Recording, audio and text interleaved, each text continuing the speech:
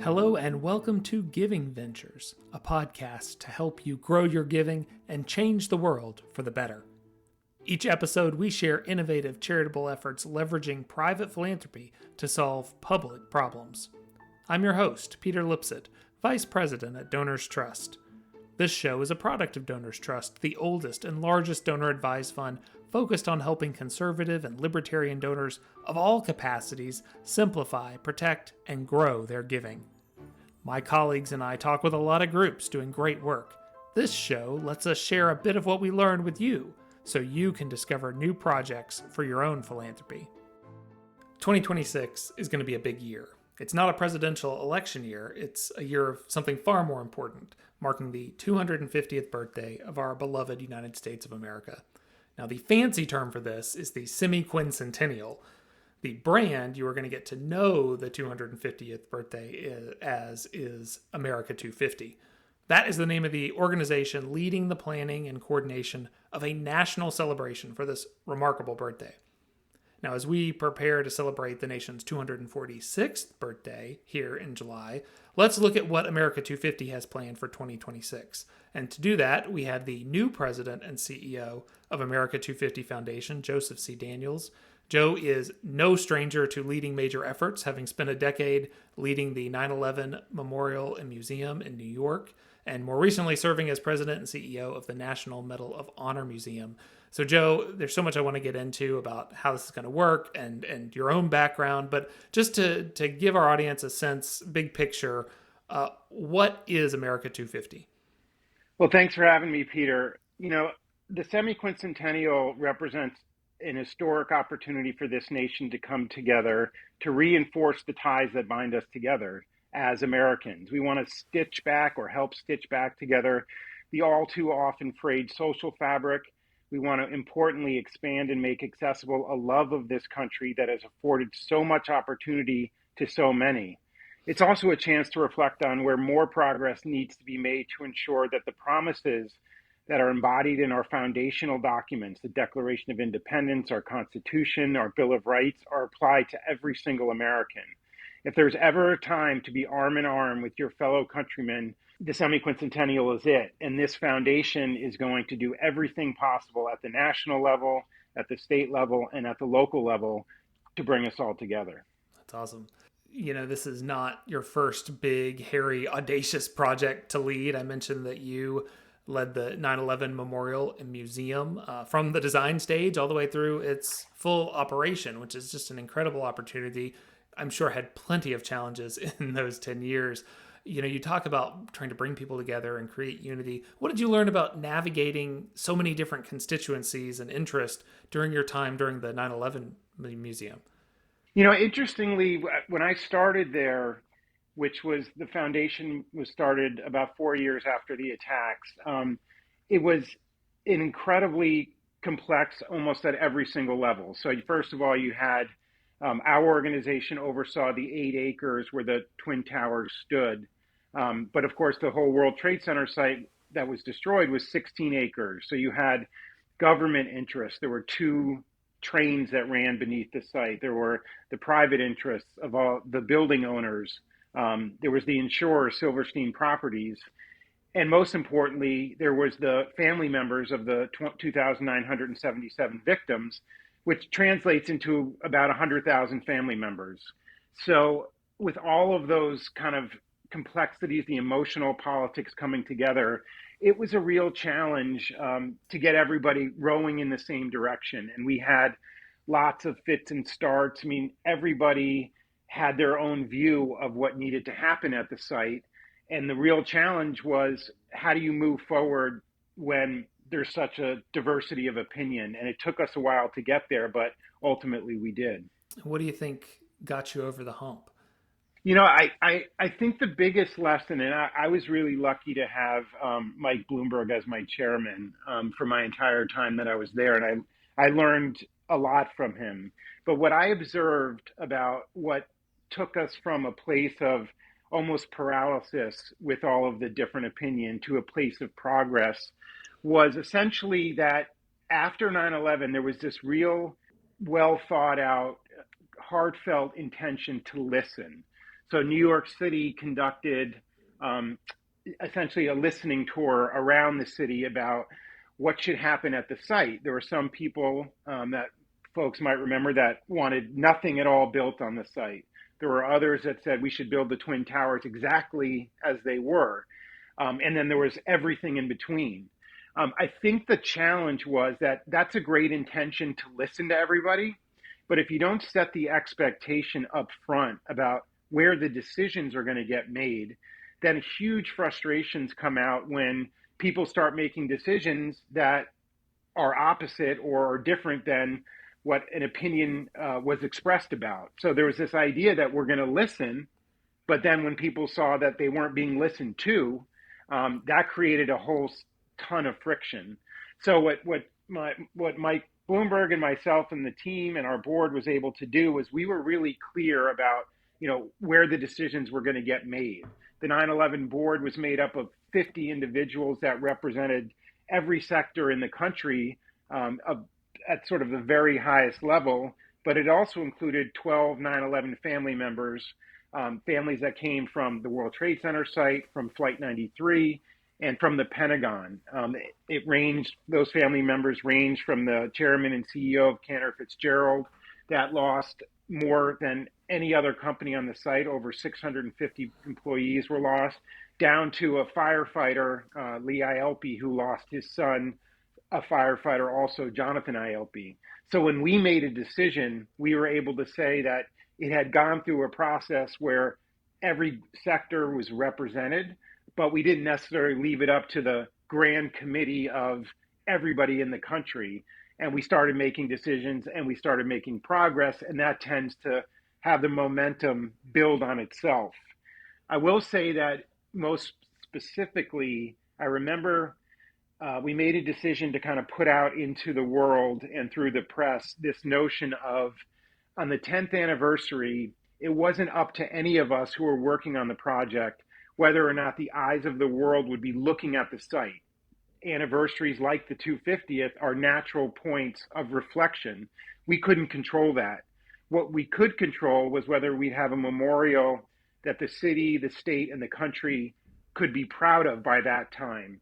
And when we put that out there, all of these groups, I remember the Port Authority, the state of New York, the city of New York, the downtown residents, no one wanted to be the reason that we were going to embarrass ourselves. And that really kind of helped get folks in line, work together. And we really worked up to the very last day. I remember having cobblestone laid on 9/10, 2011 for really just this magical and special day on 9/11, when for the first time ever, thousands of family members returned to the site to find their loved one's name etched in bronze forever. And they got a real sense that after all of these years of challenging discussions and difficult conversations and decisions, the country had done this for them. And this, with the waterfalls and this beautiful setting, when we had President Bush and President Obama come with thousands of family members, it was a special morning.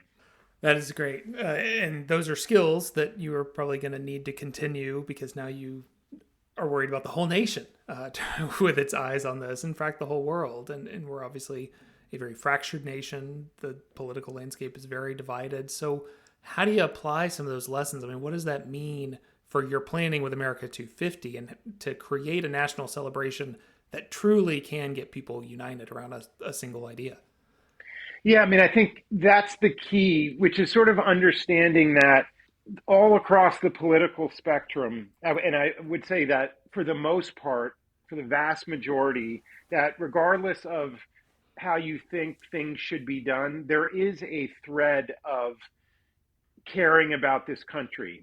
People may have vastly different views about how to improve our country, how to continue this experiment of perfecting this union, but that there is a thread line, a connectivity around what it means to be an American. We are not looking to change people's views in politics at all. What we're essentially saying, and this has a really deep 9/11 parallel. I remember I used to get asked when I was CEO at the Memorial and Museum, people would say, isn't it a shame that 6 to 9 months after the attacks, that sense of unity that we all felt started to go away? And I remember saying that it wasn't a shame, that we are a democracy. We're supposed to argue and we're supposed to fight. But what that 9/11 showed us and what the aftermath showed us is that when the times require, we can come together as Americans with limitless compassion for one another as a moment in time. It's almost like an emotional legacy of the aftermath of 9/11, that we came together, and it was absolutely wonderful. I think the opportunity here is similar, although not from a tragedy, but it's to say that during this historic marking of our 250th anniversary, we offered a chance for folks to set aside what divides us and to come together as Americans. And I honestly think, and I've been lucky enough to be able to talk to lots of folks in this first 6 months that I've been here, is that even the most partisan and most passionate individuals who are fighting for what they believe in, there is a sense of fatigue and a hope that, is there something that we can come together around? When you think about like Katrina or 9/11, it is special when the nation rallies. And so the 250th is going to be a chance for a positive reason for us to come together. And we just have to make sure that our programming and our events are things that people are excited about. Ultimately, it has to be a optimistic and engaging, in some cases, a deeply entertaining experience. But we want people to look back generations from now and say, I can't believe in a time where we were so divided, where things were at times so bitter, that this country did come together to commemorate our 250th. We have a lot to be proud of. And we also have a responsibility to keep this experiment going. And there needs to be a reset around what it means to be an American. And we hope to provide that. Well, you mentioned events, you mentioned different activities. Let's talk about the what of America 250. And maybe it's a two-part question, because there's the next 3 years in the lead up to 2026, and then there is 2026. Maybe it's too early to figure out all of what that looks like. But talk to us about that. What are we going to see over the next 3 years? What are we going to see on the big year? Well, don't take a year away from us. We've got 4 years starting this July 4th. And believe me, we need every single day. So it's a great question. So the way we look at this project, we're breaking it into a couple different phases. What we'll be launching this summer is what we're calling our public engagement phase through a program called Discover America 250. And this is the chance to start telling people what's coming. There are very few people, and hopefully your listeners will join this group, that wake up in the morning thinking about, what is America doing for its semi-quincentennial? And so raising awareness is really an important part of this project. Discover A250 plans to touch every single state in 250 days through online events, through in-person events that are going to show the kind of full scale of what we're doing. We're going to tell the stories from communities in every single state, whether that's New York, North Dakota, Pennsylvania, really interesting, engaging stories about who makes up America today. This public engagement ultimately is going to be a 2-year process leading up to July 4th, 2024, which will kick off what we're calling the core commemorative period. So from July 4th, 24 to July 4th, 26, it will be a slow building cadence of programs that we deliver to America. It's almost like, and we use this construct of a presidential campaign, in the sense that 2 years out from a presidential campaign, the people that follow this stuff, they start paying attention more. It slowly builds until obviously a really engaged country is paying attention to kind of everything that's going on in the weeks leading up to the election day. That'll be the same with us. And we're planning on a capstone event that will take place in major cities around the country, actually in one city in every state, with the core being in Philadelphia, which we're calling the National Semi-Quin-Centennial Convention. So this will be a historic, never before done, part political convention, part cultural festival in a month-long Olympic Village style construct where every state will have kind of real estate there.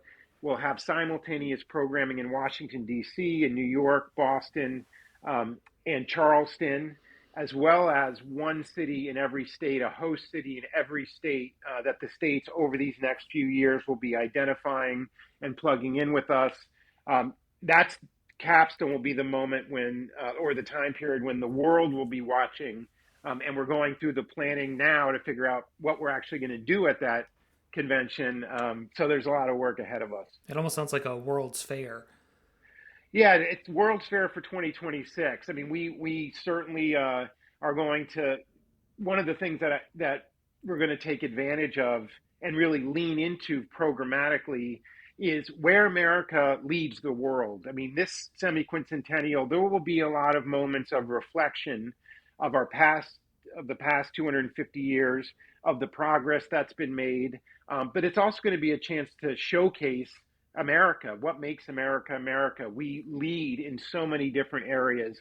And I think heavily about the tech and innovation space. So when we talk about 2026 and the capstone in this convention style program, we also recognize that 95% of the population will probably experience this from their home. So how can we take advantage of partnerships with Silicon Valley to make that experience as special as it is as if you were in person in Washington, D.C. or Philadelphia? And it's not, everyone says that, but we've got a really deep commitment to it. We're going to make it happen. It's going to be special.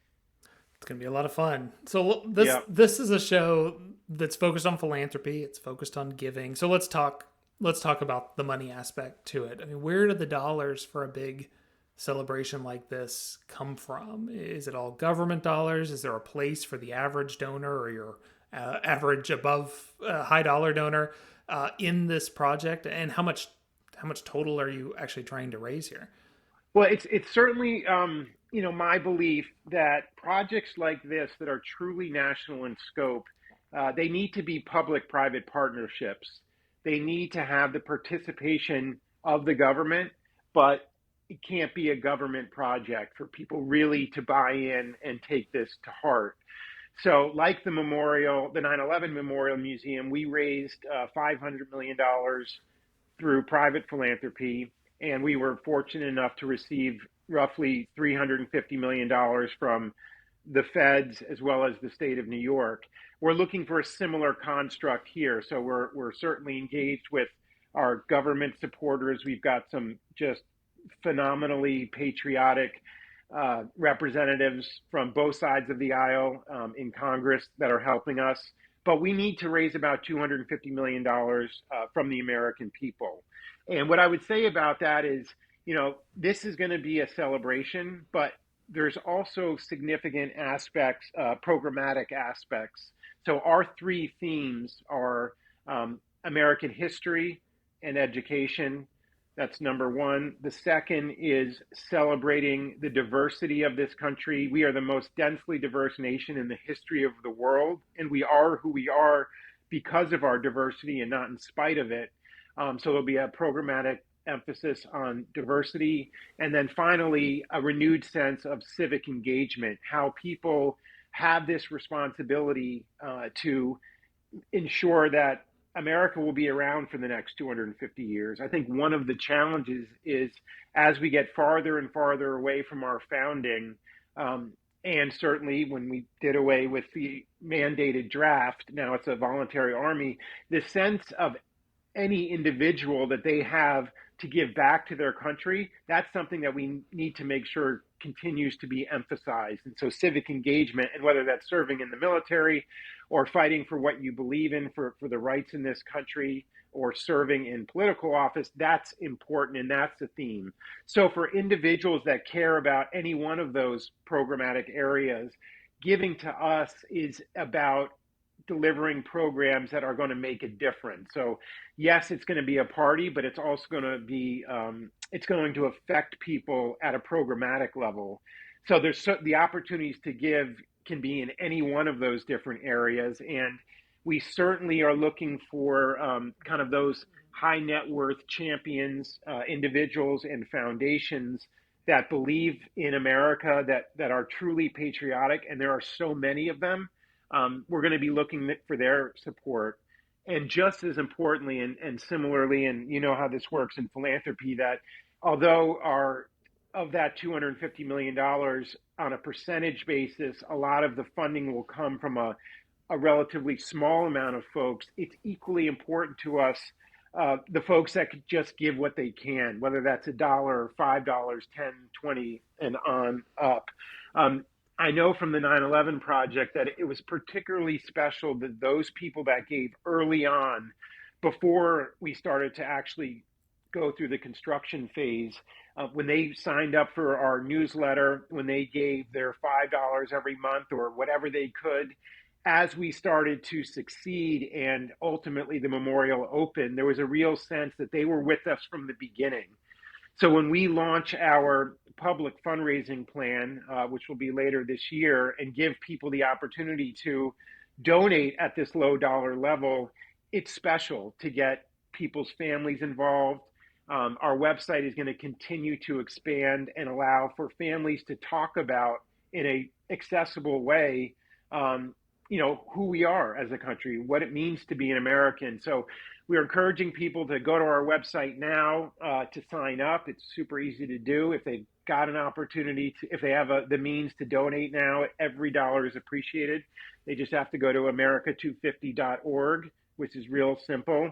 But we want every American to get involved in this one way or the other. Well, and philanthropy is more than just dollars, right? I mean, you say one way or the other. So how can people get involved from a time perspective? Are you building up a volunteer corps as well? Absolutely.